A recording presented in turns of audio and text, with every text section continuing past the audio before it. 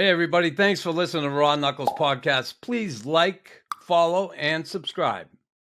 I think the biggest change, and you see it personified in the McCars and the Hugheses, is the defensemen becoming forwards.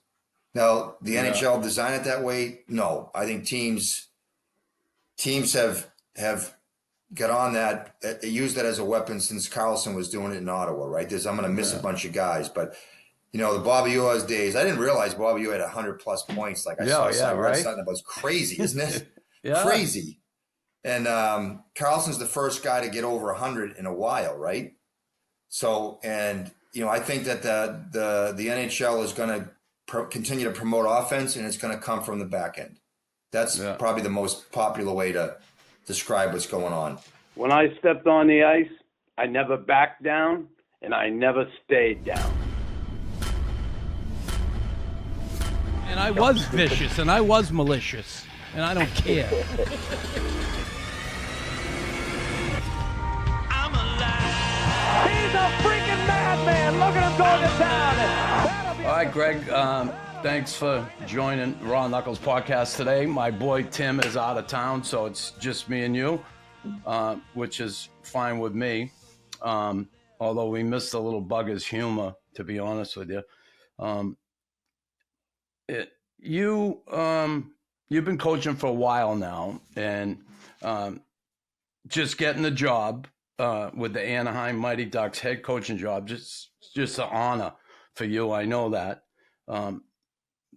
What's going on this summer here? 4 years in Colorado with the Eagles, successful, and then all of a sudden, jobs come up. You go through the process. You end up getting this new job, which I know you're excited for. What happens with you after you get that job? You're in Colorado. You got to move back east. Then you got to get to Anaheim. People don't realize the coaching life can be a lonely life. What was that process like for you?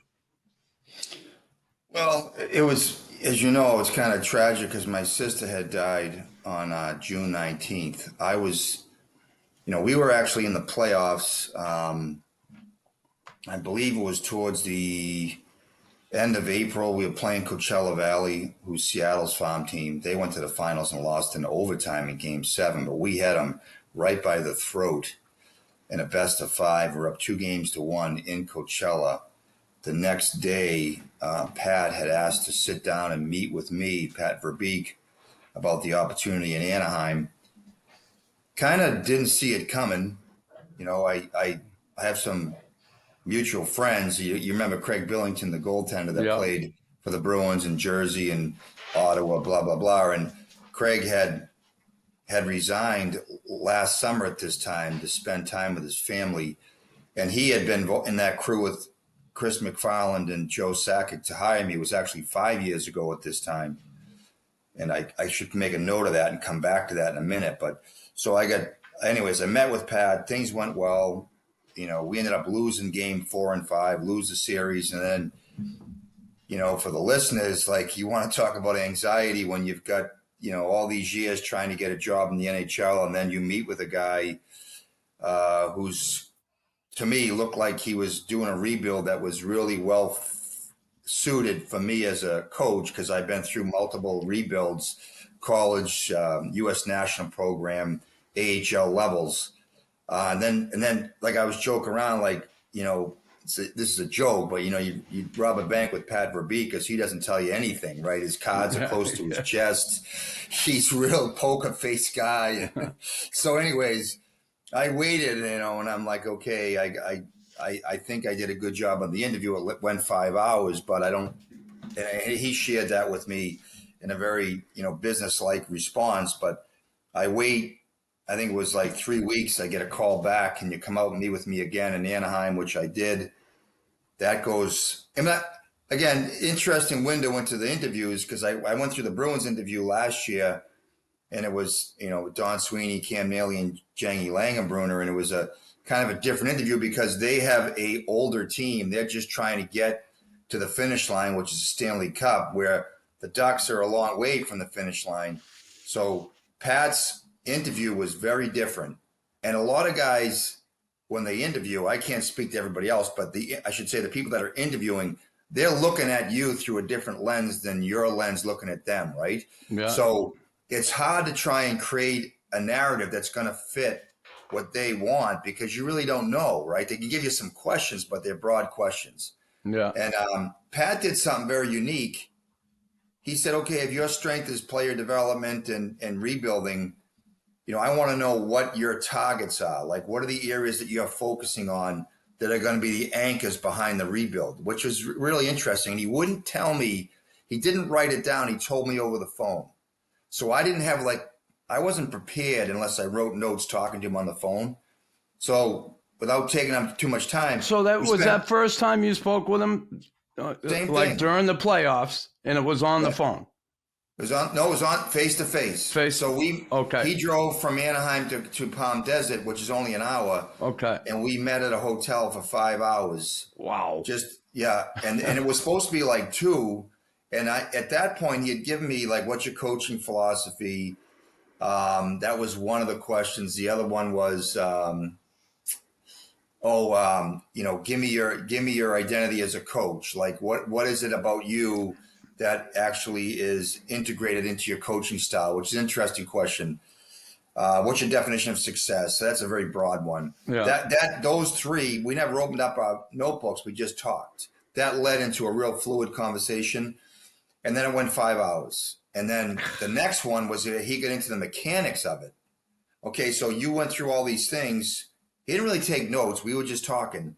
They said, okay, tell me how you actually execute this How are you going to do this? Yes, which is really cool. And then he says, then show me the video. So then I have all this video that I prepared because I waited for 2 weeks, 2.5 weeks for the second interview. From your time with the Eagles. Yes. The video. So you took things that you applied in Colorado with your team there. Yeah. And you showed him like PK, power play, your so system 5-on-5? No? Yeah, okay. Just 5-on-5. And then he told me to watch 4 Ducks games, and then tell me what I thought about his team individually and how they played. So I want to be sensitive to Dallas and his staff, right? Yeah. And Dallas had been there for a while, and I really like him. He's a good guy. I coached him in New York in the 1990s, and I coached with him in Toronto. He was with the Marlies. I was with the Maple Leafs. So I wanted to be respectful to him. And so I basically watched the video through my eyes. Like, this is how I watch your team play. I took the same kind of copious notes I take when I watch the Eagles play. And I did it into scoring chances, and I did it into individual edits. So I created a database, not knowing what he was going to look for. So it's almost like going in an interview with this sea of information and not knowing what he wants to pull out of it, right? So we went through some mechanics that were married to the analytics, which is a big thing now. Some owners are really big on it because for them it's numbers, and they can look at things optically and say, why are we so bad here? Why are we so bad here? Why are we paying this guy this much? Yes. So I wanted to be proactive with that because Chris McFarland's a big analytics guy, and he drove that with the Avalanche. And so I had some information that I thought was applicable to the Ducks. Some of it's that sport logic that you might have heard about, Chris, that anybody in the NHL can plug into it. And it's a database that's very accurate because it compares everybody under the same categories, right? The same criteria. Yeah. And now analytics has morphed into, they call it home-baked analytics, where the Avalanche might have their own criteria that makes them unique from, say, the Canadians or the Maple Leafs, right? Yeah. So I had all this stuff, and I did it in a way that I felt I could distribute it really quickly if he wanted something. So we sat down in that 7 hours. About 3 hours, 4 hours into it, he said, okay, show me. And I showed him right down to player development practices. We videotape our practices in Colorado.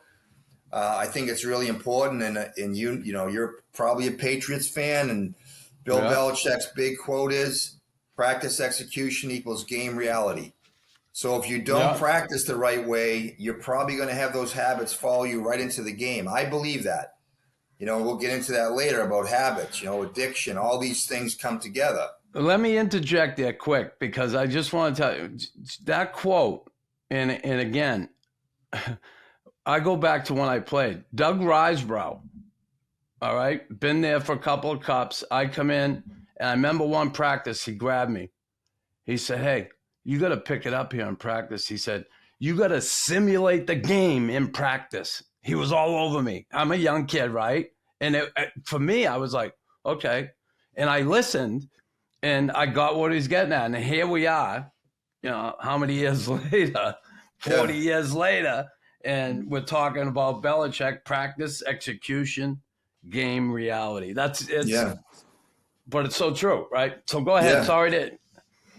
Yeah. So I picked that off of that ESPN Plus series with Tom Brady. I listen to him and I kind of record him on my phone when I see something I like. And then he follows that up with, which I think is critical to players getting better. He says, you can't coach what you don't know, right? So then, hey, we're all learning from other people. Like Doug Risebrough told you something that stuck in your head, right? There's no like real empirical knowledge that comes into your head. I mean, it does happen, and you watch things, and you can turn them and twist them into a better version of a drill or a better conversation with a player, where you hear somebody else have a conversation and say, maybe I should have done it that way. So my thing is with Belichick saying that, well, that's a two-sided coin, right? So flip it over. That means a player can't do what he doesn't know, right? So we're responsible for telling him things that's going to stimulate his growth, right? Doug Risebrough said something to you 40 years ago, and you're like, crap, I better get on this quick. I better stop practicing harder, because that's going to convert and transfer into a game. So all these things have kind of collaborated in my career, just out of curiosity, because I didn't play in the NHL, right? I do feel at my core is I'm genuine, I'm authentic. I'm not a BS guy. I'm not a marketing brander guy. So I try to do things that I think I'm real comfortable sharing. And I shared those with Pat, and they were actually manifested in those video clips I showed him. And I know when he was watching, I could see his body language. He's like, wow, like he said the same thing that you said about Risebrough with another coach that he worked with about scoring goals, just from watching the video. And he goes, I didn't realize the roots, the genesis behind that came from that practice I had in New Jersey 36 years ago, whatever it was. So I was really, when I knew, when the light bulb went on in his head, or turned back on in his head when I was going through this, I realized that he was eating what I was putting out on the food table in terms of video and information, in terms of the mechanics of how I could make his organization create a culture that's tangible, that's predictable, that's transparent. And it just worked out really well. So that interview, certainly you get that second interview with him. Now with Boston, you get the one interview last year. Was that it? Yeah. Yeah. So when you got that second call, you must have been feeling pretty good when you got the second call. I was, but then he told me at the end of that one, he had a couple more to do. And I think it was pretty well written in the media that, Pat had interviewed a lot of people, and it's smart, right? He wants to get ideas. He wants to find how, different people did it. You can overload yourself, but I think he hit a balance where he had like 10 guys he zeroed in on. And then there was like 3 guys left. And then I was one of the 3. So I was joking around with Kevin DuPont, who you know from the Globe. Yeah. And I was like, you talk about anxiety. So you think you're going to get it, but then you keep waiting. So he actually, I flew back out on June 1st. I met with the owners, and that went well. And then he told me that, hey, we're going to work through a contract and put a job together for you. I think the press conference was like on June 5th. So going back to your question, that was kind of the calendar date of when it all went down. I think I met him in Anaheim on like the 24th of May, went back out a week later, got the job, and then I flew back to Colorado, packed my stuff up, put it in my SUV, and drove back to Boston. So you're back east now, in relaxing during the summer. And I say coaching's a lonely job, and it can be for sure. But you played Colby College, played college hockey there, from 82 to 86. Why did you go any further, or did you have any aspirations of going on as a player when you were in college? No, it's interesting. Back then, Chris, they didn't have Hockey East when I went to Colby, right? I went to 3 high schools. I went to Arlington High. I don't know if I ever told you this, but, like my family goes way back to South Boston, like hundreds of years ago, right? So my father had 4 brothers. They moved when they were kids out to Arlington. We still have relatives there. And we joke around, you can take the people out of Southie, but you can't take the Southie out of the people, right? So we were in that mix, very tribal neighborhood. My father's brothers moved to Arlington. Some went down to Quincy, and that was kind of the migration back then, right? And we went, so we got a nicer house and more grass in our yard. But the problem was we were going to school with the similar kids from Charlestown and Somerville and Southie that did the same thing, right? So my brother gets stabbed in high school in 1977, okay? He had a fight in a hallway, and it spilled into the stairwell. Arlington High? Yes, Arlington, yeah. And Arlington High was big back then. You probably remember when you were in high school how good they were in hockey, right? They were great in hockey.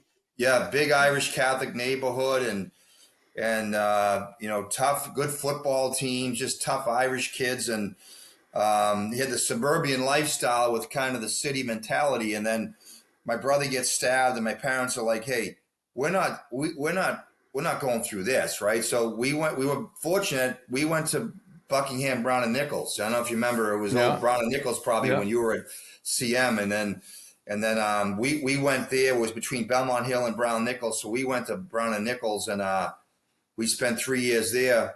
We played football, hockey, and baseball.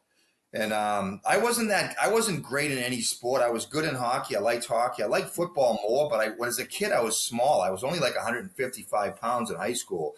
My brother was one of those guys, when you walk to school, he'd get older every day, right? He was a big, thick kid, and he was a fighter and all that stuff. And I had my cousins were all boxes, and so they were all YMCA boxes. And so we would, we get out of that crowd of people, went to Brown Nichols and got exposed to a totally different group, people that were actually driven to be good students, right? Yeah. And but we played our sports. And my last year I went to Arlington Catholic, and then I went from there to Colby. Okay, so long story short, ECAC Division 1, 2, and 3. And I think my father went to Northeastern and was a captain there in '59. And your uncle? And my uncle in '61. So I wasn't good enough to get recruited by Fernie. Okay. Yeah. So I went to Colby. I played hockey there, and then I got out of school, and I'm like, oh damn, what am I gonna do? So when I got out of school, I didn't have like any role models in my neighborhood that I could kind of follow their path. I was like back doing the same thing I did before school. I was paying, because every summer we worked. Nobody in my family was hanging out at a golf course playing golf. We were all working, but I was painting houses, caddying, doing stuff like that. So, but when I got out of college, I had a nice degree, but I didn't know what I wanted to do. So then I was hanging out with the same guys that were drinking and doing their thing, and I was doing it with them. And I'm like, I can't keep doing this. I had this crazy thought about, this ain't gonna work for me. So I'm gonna go. I went to New Zealand by myself when I was 22, maybe. Remember the height of the Charles Regatta? Do you remember that boat race? Yeah. So I was at that boat race in 1986, and we were drinking, acting like idiots. And there was one guy there who was like, he was from Marblehead, so he had his little boat shoes on. And Marblehead. And his Izod shirt, and he was a Colby grad, and he had, he was whatever. I don't want to stereotype the kid, but he said something about New Zealand, and I'm like, New Zealand, like, what the hell is that? So you just decided to go. Yeah, so I went to the bookstore in Cambridge, and I got remember those Frommer's bookstore booklets you could buy? Yeah. So I bought one, and I looked at New Zealand, and I said, I'm going there. 2 weeks later, I was on a plane. I went Boston, LA, Hawaii, Tahiti, New Zealand, Sydney. I was gone for 8 months. When So did you find yourself in those 8 months? I found a lot of sheep. I worked in a sheep farm for 2 months, saved money, and I almost got killed a number of times, right? Hiking and stuff, like literally. I worked in a construction site in Sydney building sandstone retaining walls. with the local Maori population from New Zealand who flew over there. It's crazy stories, but I went back and I'm like, nothing changed. I went on this experience. So I went up and I coached at Colby for a year just to kind of, I thought I might want to coach. And then I went from there to UMaine. And UMaine's kind of where my coaching career took off. With Sean Walsh. And then you were in Colorado College, right? Maine. Yep. Yeah.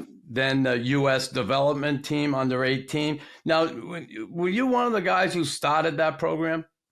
Me, Bob Mancini, and Jeff Jackson were the three guys that started it.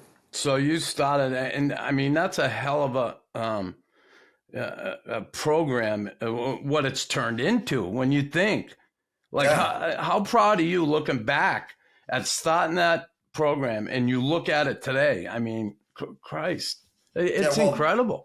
Yeah, I don't think people in USA Hockey they're not there anymore. David Ogren's not there. He was the leader then. Brian Petrick was he's a former goalie at Harvard, and he was involved in it as well. And they were very supportive. But USA Hockey, as you know, I don't know if you know this, politics at all? Yes. No. Yes. So the grassroots people, they didn't like it because it was a radical shift from investing in a marquee program, which was going to represent the country at age 16 and 17, to the grassroots stuff, right? So it was totally radical. There was a lot of infighting going on, which was a little bit awkward, and Jeff Jackson had to deal with it.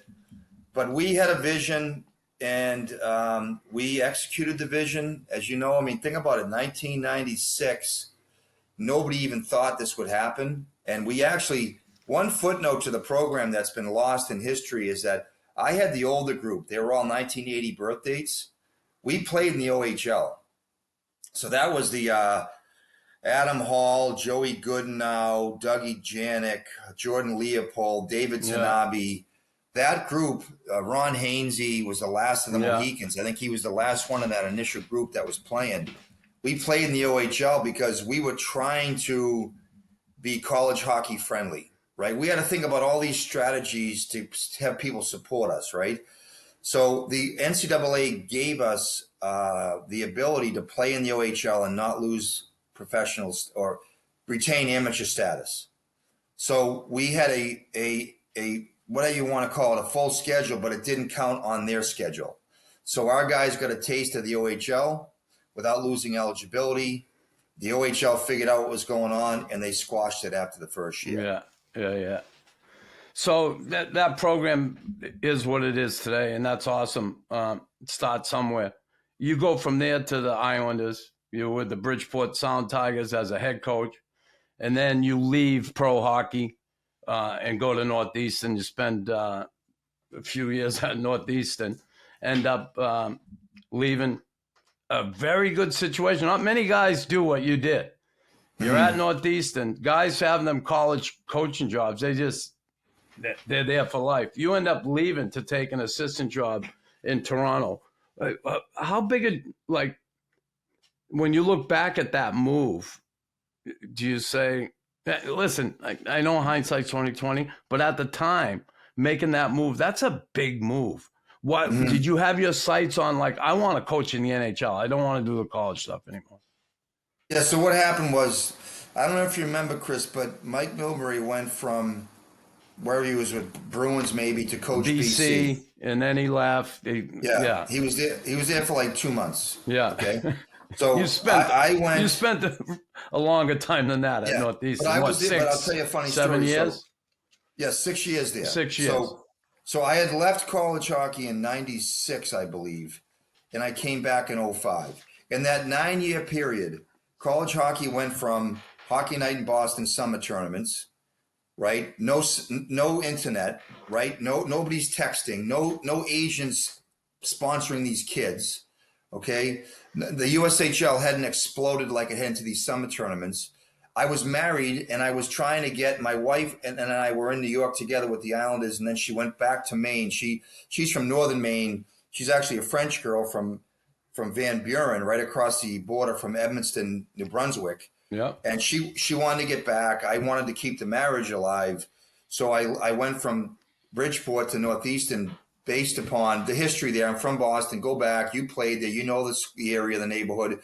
There's a lot of nostalgia there. So it made sense to me to go back and then try and keep my marriage alive. And, obviously Boston's closer to Scarborough, Maine than New York City and Bridgeport. So I go back there. I'm not kidding you. 2 weeks back into that job, I'm like, oh, crap. What did I do? I could not believe how much college hockey had changed in the 9 years I left Maine. With the agents, the summer tournaments, the recruiting, the compliance wasn't there. There was no compliance. There was no NCAA compliance. So I couldn't get out of the office. I'd go in there in the morning, and I just you do your list of things to do, and you might have 15 before you go to bed. Before 9 o'clock in the morning, there was 25. Yeah. I felt like I was drowning in work. Yeah. And then I'm so determined. I'm like, Jimmy Madigan, who's now the athletic director there. Yeah. He actually was going to take the job, and he pulled back because his kids were going through that age where they're going to go into college. And he was nervous about the job because if you look at Northeastern, they hadn't won anything, outside the Beanpot back in '88. And they made it to the tournament 20 years before that, 25. I don't even know what it was, but it was a bankrupt school. And the AD there was Dave O'Brien, who was a great guy. But he couldn't promise me what he didn't have. So I get there and I'm like, oh my God, we have a worse budget than Merrimack, who had just, was a Division II school. And you know what happened? So make a cliff notes. We finally win, have a great year. We just miss a few beats. Turn the program around there. Get the infrastructure that you need to keep winning, which was the building got renovated. President Arun, I think, still there, made the financial commitment. So then we get to a point where we get 25 wins. And as another footnote, here's who we have coming the year before I leave. Johnny Gaudreau, Ryan Johansson, Skizens, Benning's in the NHL, Manson's in the NHL, Alexei X in the NHL. We have all these guys coming, which to me is a reflection of the recruitment that Albie O'Connell did and Sebastian LaPlante, but the identity and the culture recreated. But I start thinking, oh my God, now I'm going to recruit against North Dakota, Michigan, BC, BU, not UMass Amherst, not Providence, not trying to find these diamonds in the rough. And I had enough. And I told my ex-wife, I said, I got to go. And ironically, I was so busy at Northeastern working, my marriage fell apart. I couldn't even get to Maine. And you thought it was going to be something that would save your marriage or keep your marriage going. That's why I say that coaching can be such a lonely life, and there's so much involved, and especially at Northeastern at the time. Now, here you are today, and we, practice, execution, game reality. I know you also, I listened to some of your interviews, and you say you coach the person first and not the player. How critical that is. How long did that take you to grasp that? Because you sure as hell didn't do it your first year at Colby as an assistant. You must have had to, over years of making mistakes, maybe doing the wrong thing or finding things that work. When did that come about in your coaching career?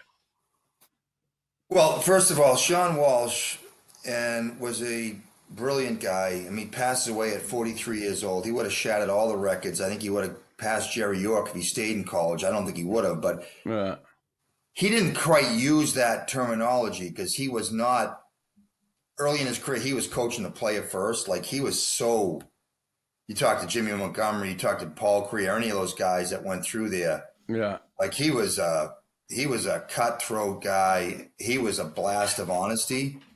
And he didn't care who you were, the Zamboni driver or Montgomery, right? He was going to give it to you if you didn't meet his standard. Yeah. But Grant Stanbrook was his sidekick, and I don't. That's a little easy to do at the college level, right? Yes. Okay. Oh yeah, especially when the young kids. But Grant Stanbrook was his sidekick, and Grant's the guy.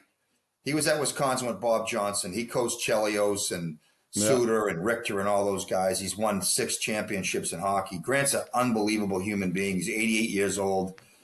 Grant's the guy that, for me, probably had the biggest impact on how to deal with people. And then later on in life. So Grant, it's an interesting strategy. Grant would ask the player what he thought. And I don't know if you've had coaches that, because, you played when the game was tough and it was a black and white world, and you did what the coach said, and there was no questioning behind the coach's message, right? No. And I kind of caught the tail end of that with Mike Milbury and Butch Goring in New York. But so Grant would ask the player, "What are you thinking there?" It's interesting. I used to watch him do it. I'm like, because God bless my parents, but you probably had the same thing growing up in old Boston. school. Yeah, you didn't do it. You were getting mad, right? Yeah.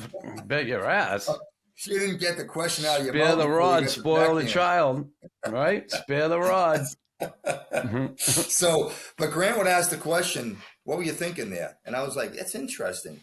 And he would let the player express what he thought. And I don't know if I internalized that then, or it was just kind of an ability to, we always say in our world, you pause before you say things, right? So I thought that was a big part of it. And then, as I got, years later in life, when I started the U.S. national program, I had some things happen to me that made me think about the way humans behave differently. And that's where I really started to think, you need to start thinking about what's going on inside this person before you say something, so that you can create a message that person can understand. This episode's brought to you by BetterHelp. We all know how easy it is to get swept up in the fast pace of life. So much so that we forget about ourselves. It happened to me. And most of you know I've battled addiction and have been clean and sober for years. I thought I could confront these issues on my own. I couldn't. I've become a big believer in the positive impact of therapy. It helped me to learn positive coping skills and how to set healthy boundaries. It actually empowered me to be the best version of myself. So if you're thinking of starting therapy, I suggest BetterHelp. It's entirely online, it's convenient, flexible, and you can arrange everything to fit your own schedule. All you have to do is fill out a brief questionnaire to get matched with a licensed therapist. And quite frankly, I wish BetterHelp was around when I was looking for help. It's so easy and flexible. Find more balance with BetterHelp. Visit betterhelp.com/RawKnux today to get 10% off your first month. That's BetterHelp, HELP.com/RawKnux. Well, you're embarking on this head coaching job in Anaheim. Got some good young core of players, and communicating your vision of what you want. You've done that with Pat Verbeek. Now you got to apply this at the NHL level, and certainly you're dealing with egos and all different types. Now, to apply your plan, certainly you got to get to know the players and all that. But the NHL level, when we think the 82 games a year, the grind of it, the travel, the everything, you incorporate, game tape where, I've heard you say you make it as digestible for the player as you can, which I get. But this new vision, how do you prep these kids for what's coming to them? This new coach, this new vision, and how do you make it as smooth as you can make it? Because tape and practice, right? Are you going to tape practice in Anaheim? Yeah. Yeah, like guys are probably saying, what the fuck is this? They're going to tape practice? Are they going to fucking see me over there slacking off? Am I going to get, you're probably going to have to deal with some of that. Anyway, so how are you going to approach that with this group coming from, the Eagles, Colorado Eagles, kids that are hungry, they want to get to the NHL, and now you're here with kids that, okay, we're here, and now you're going to come in and here you go. How do you get them to digest it and accept it? Yeah. And you got to earn it, obviously, but it's going to be tough. Yeah, that's a great question. And I actually talked to Pat about it. So what I did, going back to your question 30 minutes ago, when I drove back from Denver to Boston, I met, instead of doing it in 3 days, it took 5 days. I met with 10 players on the way back. Wow. Good for you. So I hit Troy Terry in Denver. Then I got to, I had a long stretch to Michigan, Cam Fowler. Then I got Max Jones. And then I got into Ontario and I got Brock McGinn. Then I got to Toronto and I got McTavish, Drysdale, Carrick, and Strome. I had Strome in New York like 10 years ago with the Islanders, maybe 8 years ago. Then I get down to Zegras in Connecticut, and then I get into Frankie Vetrano in Springfield, Mass. And then I have great conversation with Henrique, who was on vacation, who's a veteran. And I have a talk with Gibson, the goalie. So Henrique and Gibson are on the phone, but the question you asked me, going back to Grant Stanbrook, asking them questions. Hey, I was a assistant coach in the NHL for 12 years, spanning like 3 decades, maybe, 3 decades, 90s, zeros, 10s. So I have just the optics. I have credibility in terms of being able to manage NHL players. Yeah. And I have somebody like Strome who's watched me work, has a relationship with me. And you know how it is, Chris, right? I used the word tribal before with the Irish stuff. Yeah. Hockey's very tribal, right? Yeah. So they talk. As soon as I got the job, I guarantee there was text going out to Strome, right? Who is this guy? What's the deal with him? So Strome told me that. He goes, I've already gotten my phone's blown up. These guys are like, what's up with this guy? And so I said to him, this is how I feel we can make the most progress with this transitional group, given what happened the last 5 years with no playoffs, given marrying it to Pat's vision. I hit all those topics you mentioned, practice habits. Because if you're going to say practice habits of game execution, I'm not going to show practice video to the players. Yeah, I'm going to watch. Yeah. I'm going to watch it. For you. When a guy says to me, kind of have it as an opportunity to empower people, right? Well, I think I'm practicing really hard. Really? Well, I got videotape here that suggests otherwise, right? Yeah. Not trying to get my thumb over the guy and penalize him, but try and stimulate growth from him, right? So, and I have analytics as well that kind of supports it. So, and again, I'm just shooting from the hip right now. I'm curious myself. I'm curious. Like when you asked that question, you asked it in a very skeptical way, right? Like I don't take it personally. Like you're saying, yeah, how are you going to do this? I'm thinking because I've been a player and coaches come in at that level and you're like, what the fuck are we in? It's a different time. I get it. But what's coming? What's coming is the player's thought, you know? Is this guy going to be a prick? Is he a hot ass? Is he blah, blah, blah? So here's my thing. I'm not skeptical. Yeah. I'm curious as to how you're going to achieve this. Right. So here's and I'm curious how they're going to respond. Okay. Yeah. I am who I am. I'm not going to change who I am. Okay. I have some old school in me, but I'm compassionate. Going back to what, my lifestyle, like I'm not a complete cutthroat ogre that's going to go in there. It's my way or the highway. I don't behave that way. Okay. It's not who I am as a person today. I know that. So I'm really curious. I'm curious when they get the blunt. I told them all sitting down with them, you guys are all going to rebrand yourselves. You're all going to get a jump start. I've been on coaching staffs where the head coach gets fired. The same guy that was a lazy SOB that contributed to the coach getting fired is all brand new player the day after the new coach comes in. I can't stand that. Okay. And I've talked, and some of these players I've said to them, so why weren't you doing this when X and X was coaching? Why did you check out? Because you weren't getting your cookies, so you wanted to be on the sidelines belly aching, being a sabotager? I asked the guys that, and they look at me like I get 10 heads. I go, no, I saw you do it. So now you're going to be Mr. Goody Two-Shoes because there's a new guy here because you're going to rebrand yourself and try and get into his good kitchen and play more. It's bullshit. Yeah. So from the very beginning, I've talked to these kids about being authentic. And when we start training camp, you're all going to be chummy to me right now. But when I stick my foot in your ass because you're not doing something the way it's supposed to be done, that you said, oh, yeah, I want that today, when we're sitting down at a diner in Toronto, and then you're not doing it in Anaheim, and you get, a swift kick in the rear end verbally, right? Then so you're telling me you want those things. I'm really curious what happens. Because, and what I've done, Chris, and there's a great expression I've learned, and it's really critical in these rebuilds. It takes a village to raise a child, right? Yeah.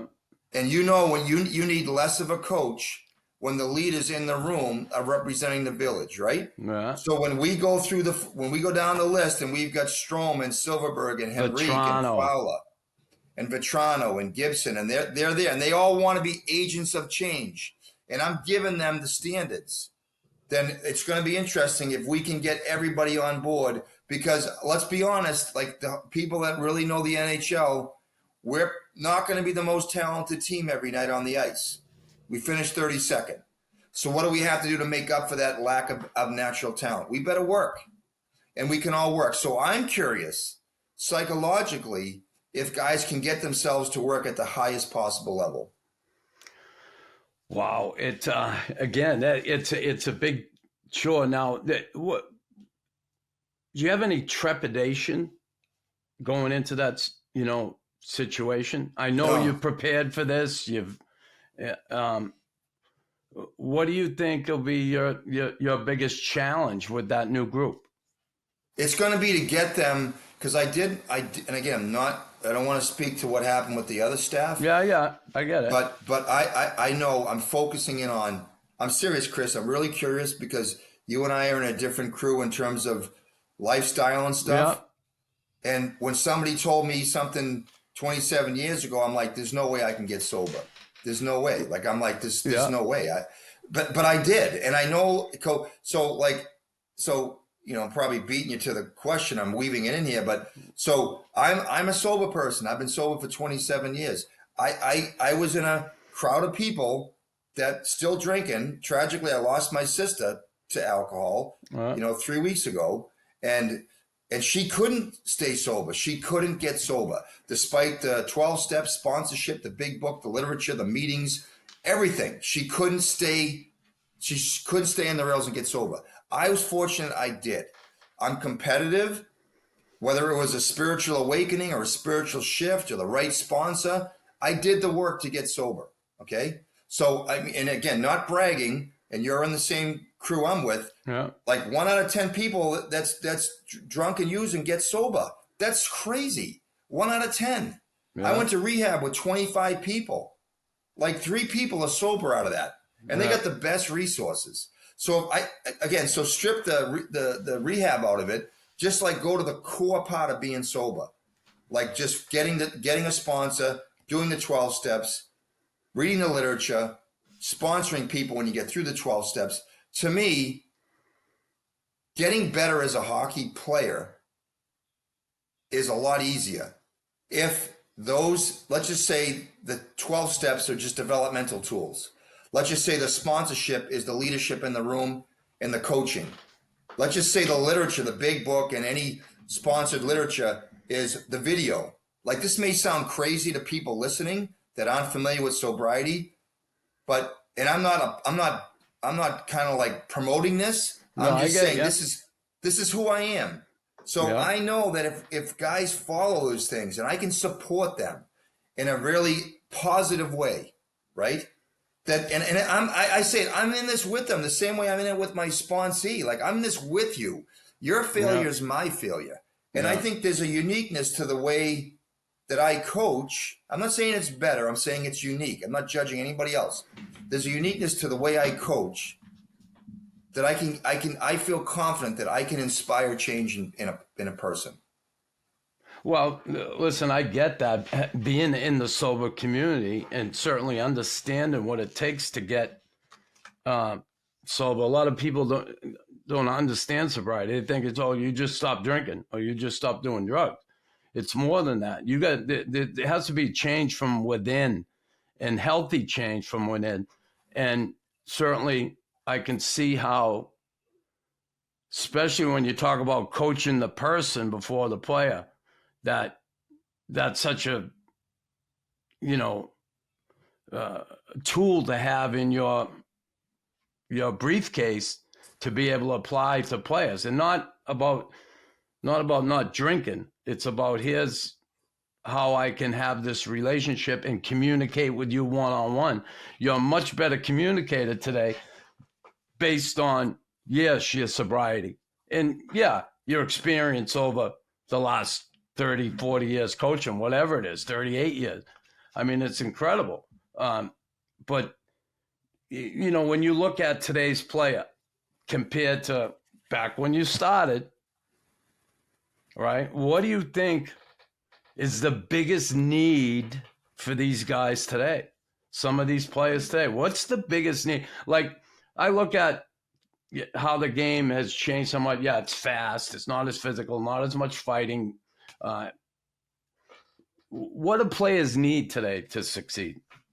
They seem, we always hear that, you know, it seems like today they need their little iPads. You know, I hate the fucking iPad. I take that thing and fucking hum it up in the balcony. I hate it. I really, when I look at it, I say, if I was coaching, and I'm not, you know that, but if I was coaching, I wouldn't allow them on the bench. I would say, listen, if you want to look at something, come in between periods and check it out. I don't want guys fucking on the, I want you ready for your next shift. I want you watching the game. Fuck the iPad. Maybe that's why I'm not coaching and you are, but. Okay, so. Biggest need for players today. Okay, so within the toolbox, your biggest needs, right? Yeah. So biggest one they want to be valued.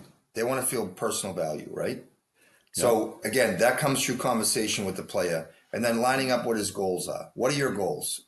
So I got to tell you this funny story outside of the iPad, okay? So like, this is something I just kind of figured out myself, okay?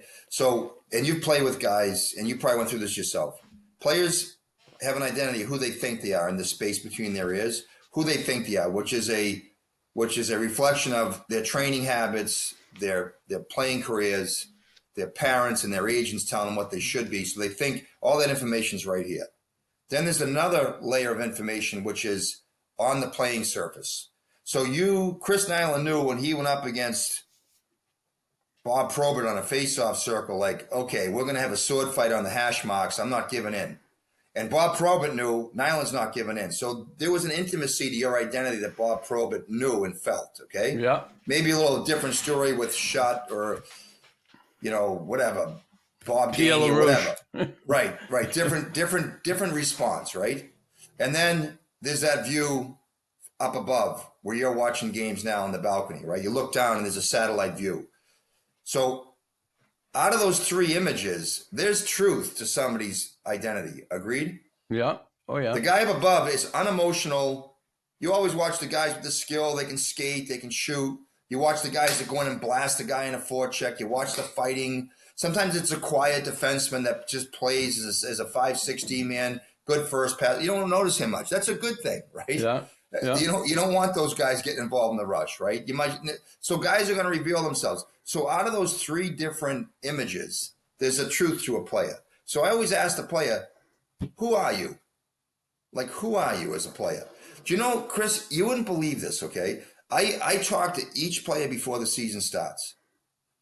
The number one word that should come out of their mouths when I say, what lens are you going to describe yourself through? Give me a word.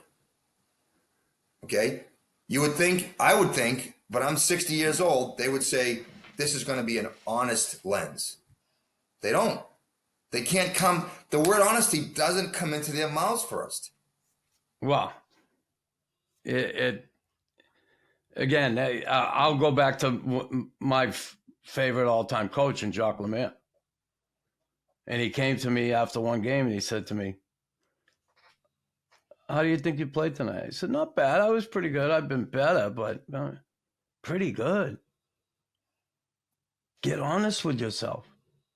And I'm like, what? What do you mean? Get on. Get on. You were not good. And I was like, fuck, it was killing me because I love this guy. I respect him, and he's crushing me right now. And he told me, listen, there's 80 games in the season. You can have one of those every 10 games. 8 games a year, you can have one of those. Don't make it a habit. And I was like, he said, be honest with yourself in the way you play. And I heard that back in the 80s from him. Yeah, that's awesome. And I'm hearing it again here. And players you don't want to be honest with yourself. I sucked tonight. I was just, well, you won't be too harsh on yourself. You know, if you had a bad game, you say, well, I was all right. You don't say I sucked. Very few players will get that honest with themselves. Well, you know what's interesting is when you and give admit them those, to it. right.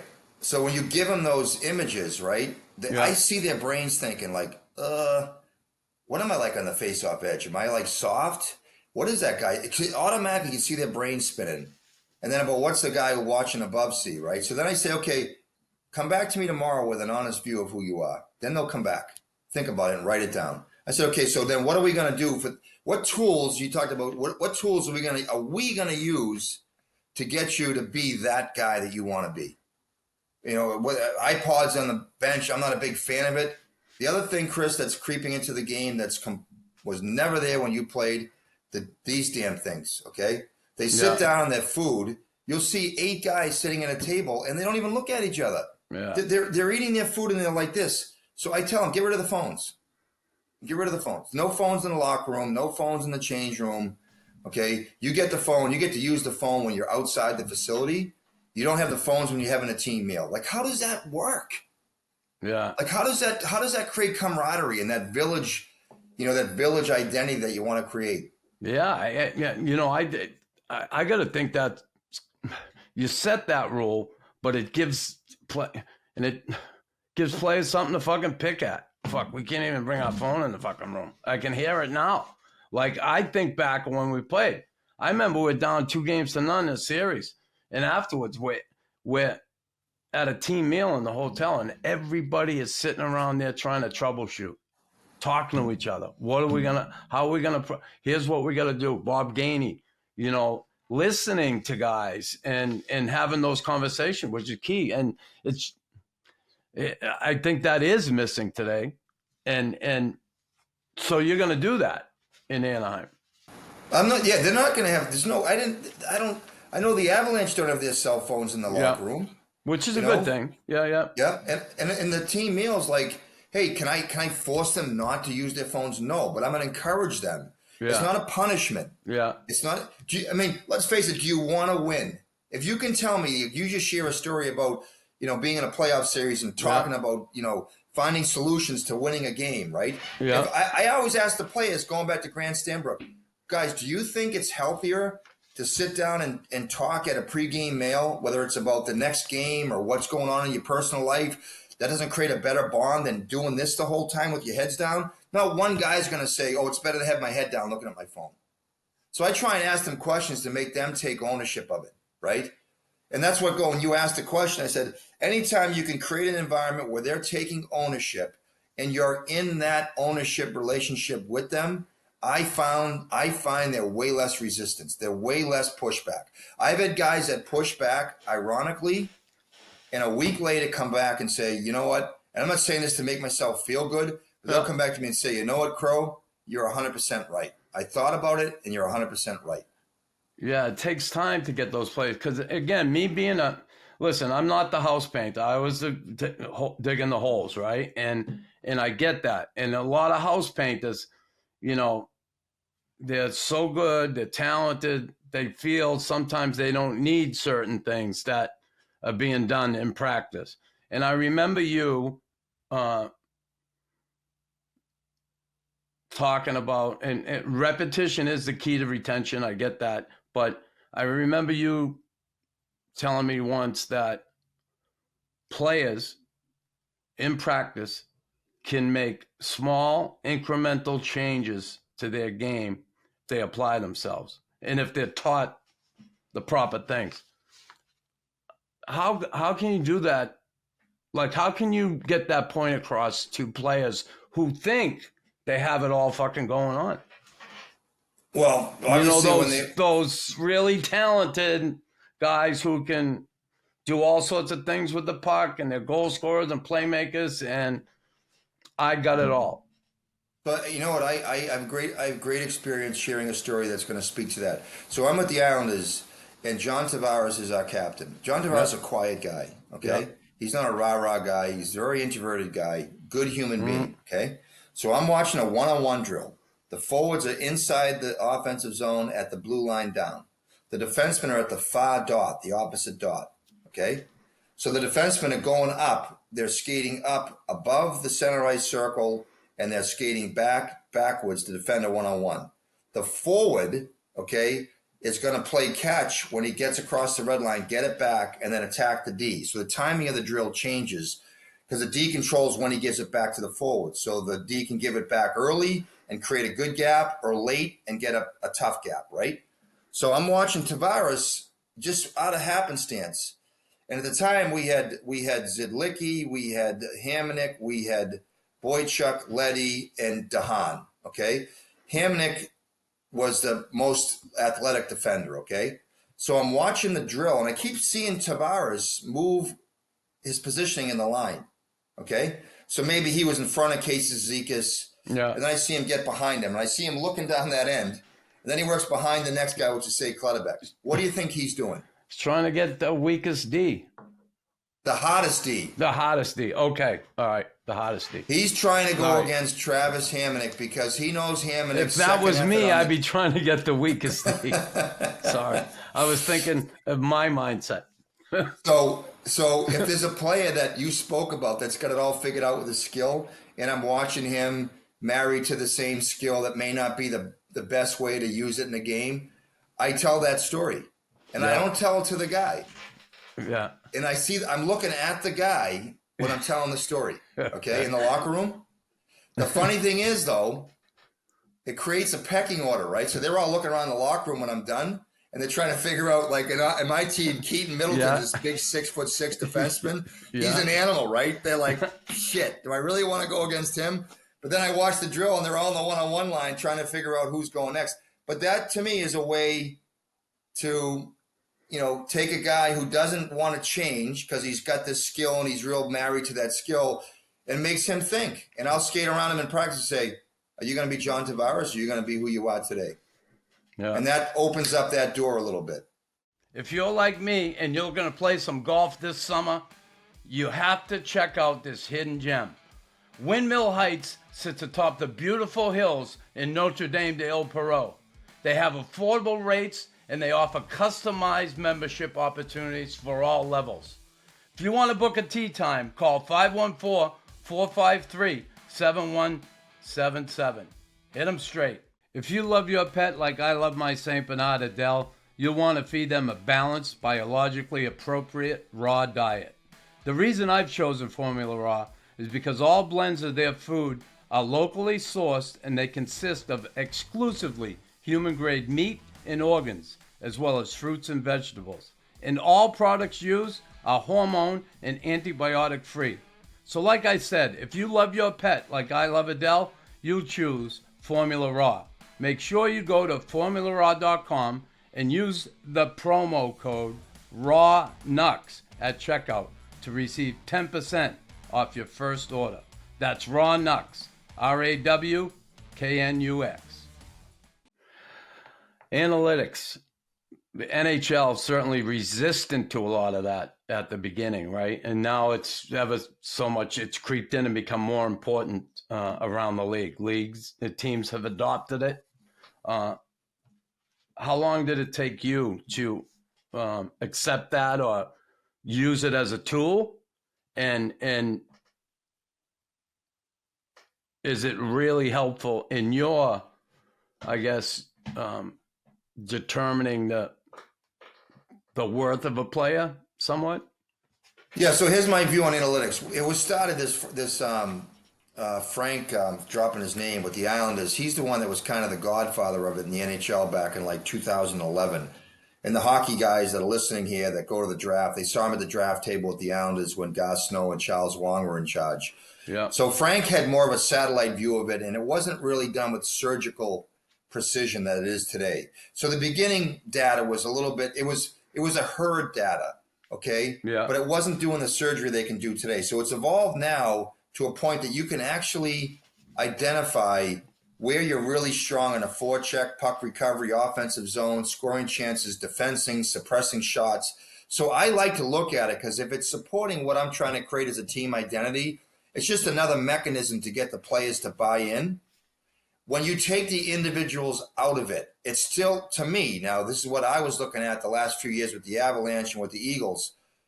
the eye test is always going to be better. So when I break a tape down and I do scoring chances and I do hits and sticks and stuff like that, the players trust that data because you have coaches watching it. The analytics a lot of the times won't have the same value to what I get on a scoring chance because they put everybody on the ice gets a mark, a credit for that chance, okay? So I might have a guy, say you're on a line with me and Doug Riseborough, and I dig a puck out of the corner and I hit Doug Riseborough in the shot in the slot for a shot. You get credit, but you might have been skating off for a change. Yeah. So the analytics hasn't evolved, and it probably will at some point to create more integrity for the individuals. But I do like it. More pinpointed. Yes. To an individual. Yeah. Geez, that I always wondered about the analytics part of it because you hear a lot of old timers talk about this. You can't measure this, and and it's certainly difficult to do. Me, I look at what type of teams was standing at the end, usually in their big teams.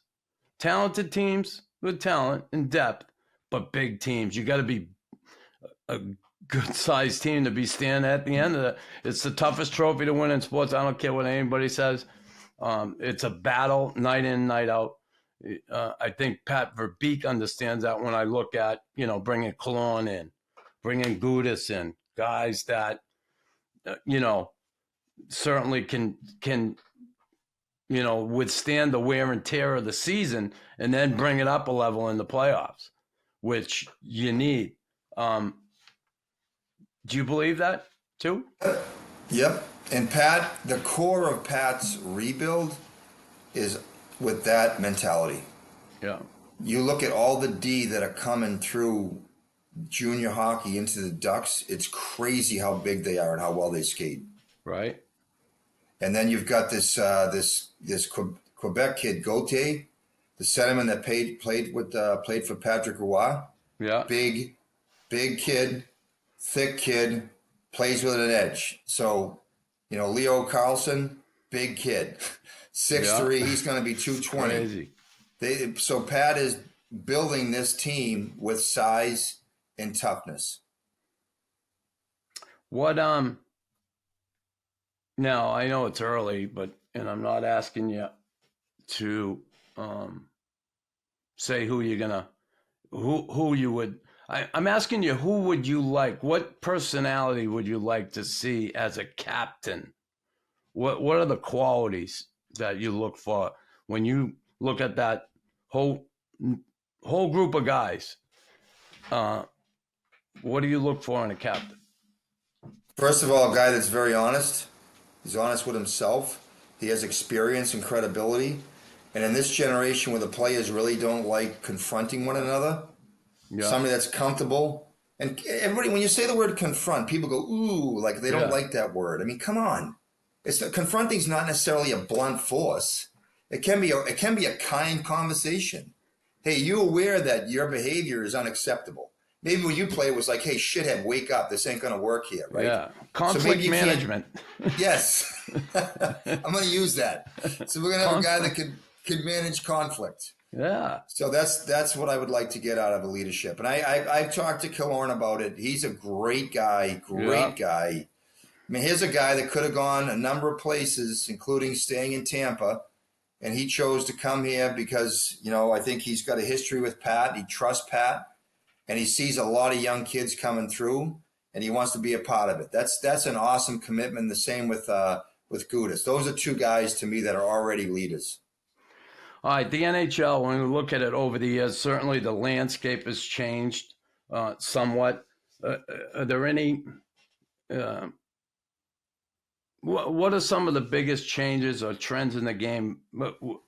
Which way is it heading? Or is it kind of where it's going to be? I think the league has gone on a mission to celebrate speed and skill, right? That's the new NHL. Yeah. Which is actually different from what we just spoke about being heavy and big, right? Yeah. But so you have to have that. You have to have that on your team. You can't just be big, heavy, hungry guys that pound bodies. You got to mix in the skill. Yeah. I think the biggest change, and you see it personified in the McCars and the Hugheses, is the defensemen becoming forwards. Now, the NHL designed it that way? No. I think teams have got on that, used that as a weapon since Carlson was doing it in Ottawa, right? I'm going to miss a bunch of guys, but the Bobby Orr's days, I didn't realize Bobby Orr had 100+ points. Like I saw something that was crazy, isn't it? Yeah. Crazy. And Carlson's the first guy to get over 100 in a while, right? So, and I think that the NHL is going to continue to promote offense, and it's going to come from the back end. That's probably the most popular way to describe what's going on. Thinking about, I guess, your career, and just taking a look back over the years, what are some of the most memorable moments for you over your career as a coach? It's funny. I've had some great opportunities and been in some championship games, and I haven't won. Like we were in a silver medal game with Canada and Mike Babcock back in '97 in the World Juniors. Yeah. And Brian Boucher was our goalie, and I forget who theirs was, but we lost that game in Switzerland that year. I remember talking to you in the parking lot in New York before we were playing Washington. Do you remember that series? It was a brutally vicious series. Yeah. And we lost Game 7 in that first round. The Islanders hadn't made a playoffs in a regular season for a while. And the worst experience for me was coaching the Maple Leafs when we played the Bruins in that Game 7 in Boston. We were up 4 games. I didn't even think of that. I wasn't even thinking of that, but I can see how that could be. Yeah, we were up 4-1 Wow. with 10 minutes to go and lost in overtime. It's funny. Not funny, but I looked at that recently. It come up somewhere, and I watched it. I was amazed at the comeback. That was insane. And the catalyst certainly being the captain. Well, he wasn't at the time. Chara was the captain. Yeah, Chara was. But Patrice Bergeron, the catalyst of that whole thing, is incredible. So I'm going to, real quick on that. Yeah. The Garden was like 8,000 people left, when it was 4-1. Yeah, they won't of course. say that. Yeah, of course. And then when they made it 4-2, can you blame them? Yeah, but it's just that's how empty they looked. I was talking to Cam Neely and Don Sweeney about it in my interview last year, and they felt like this is trouble too. But the goal they scored that changed it was a C&I no-look pass from behind the net, went through about 5 sets of skates to Horton. I was standing on the bench watching, and I'm like, uh-oh. Yeah. And he just whacked it in. Reimer was on his post looking, and it went that way, and he shot it in. And I'm telling you, at 4-2 with 10 minutes to go, I was like, ruh-roh. I could actually feel. And I never thought we'd lose, but I thought it was going to be a barn burner. Yeah. So what, and I started with the coaching life certainly can be lonely. Do you have those moments? I know you stay busy but I remember when I was coaching the East Coast Hockey League and I did something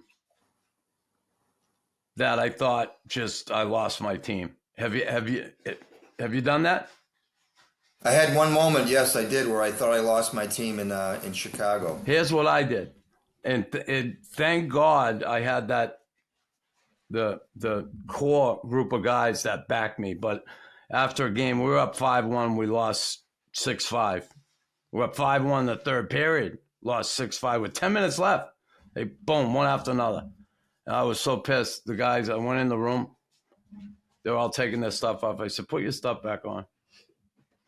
They all got dressed. I skated them afterwards. And I remember going home that night and I said, fuck, I lost them. I just, my anger, I felt like they fucking betrayed me. Yeah. And I would, honestly, I said, I think I'm done. I think they're going to, but credit to the group and I guess I had stronger relationship with the team than I thought I did, but it it ended up being fine. How about you? At Northeastern, we played in Providence, and we were in Providence. We were up 3-1. There was the year that we only had 3 wins, and there was. And I was just talking to a player about this from Anaheim. I got to the point where I thought they had accepted losing. Like, it's okay to lose. We just play hard and give them consolation prizes. So we pulled into Matthews Arena at about midnight, and the lights weren't on. Just this, the old Matthews Arena there. Yeah. And I told them to bring their gear into the locker room and put it on, the wet gear on, and I had them skate. And we only had, I don't know, this is a crazy story, we only had 1 win up to the Beanpot that year. So that skate took place around January, and they could have quit on me. I thought about afterwards, this is a little Neanderthal, and that was back in 2006. But they didn't. I told that group, like, they only had 3 wins, probably the worst team in Northeastern's history. And I told them after the season, I brought them back not every year, but I brought them back and I thanked them. They could have quit. They could have quit on me. They could have quit on the school. But they didn't. And we actually played pretty good down the end. We ended up going 2-4 in the last 7 games, 2-4-2. But in a humble little world like that, I thought I might have lost them. Well, you didn't, and that's good. Listen, I know you spend your summers up in Maine there, and you want to get out and you paddleboard and paddle out in that river. That's awesome. Awesome stuff. Yeah. When you head out to Anaheim? The end of August. End of August, gonna head out there and embark on this head coaching job with a good young group of guys, and some good vets sprinkled in there, no question about it. I'm not going to be a Ducks fan, but I'm going to be watching the Ducks this year for sure. Okay, and I just want to wish you certainly nothing but success out there. And I just hope things go your way. You're a good man. I've always certainly admired you. And when you speak and when we get together in our little meetings, I hang on every word. There's no question about it. So it couldn't happen to a nice guy getting that job. I really mean that. And a damn good coach. And I just hope you and wish for success for you out there in Anaheim. Thanks, Chris. Appreciate it. Thanks for having me too.